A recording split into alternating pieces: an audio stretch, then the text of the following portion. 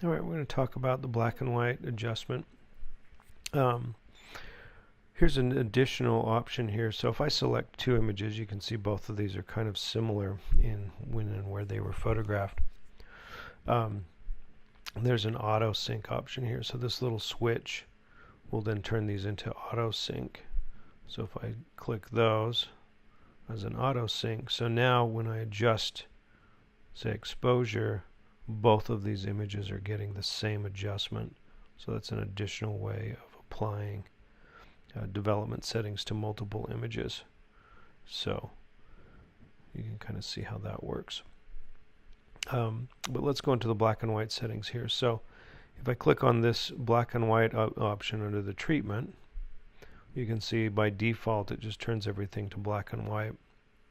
And what I love about this is I can control the luminosity of various sliders here. So as you saw that these chairs were red, if I pull the slider to the left, it will darken or change the values of that red to be a little bit darker. You can see that the yellows we can make a little bit brighter or darker. You can see I'm picking up a little texture there in the wood. There's probably a little bit of green in some of that plant. So you can see how you can customize your black and white adjustment simply by making these sliders.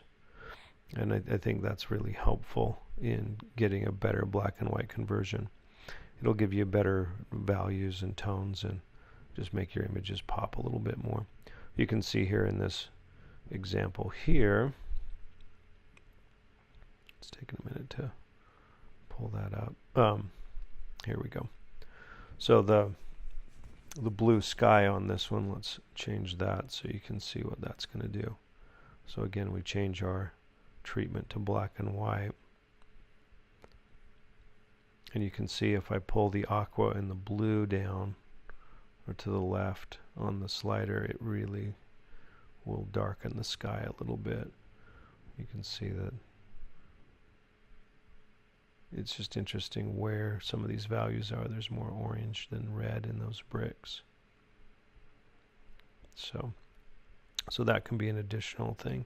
And I would apply that as well with the